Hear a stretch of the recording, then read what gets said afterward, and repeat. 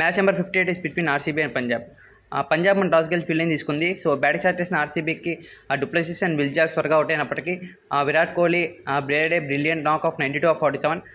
Had a good partnership with Rajat Paditar, who played a quick innings of 55 of 23 and Cameron Green 46 of 27. And at last Dinesh Karthik కూడా 16 of 7తో finish చేయడంతో RCB ఒక huge score 241 runs కొట్టింది.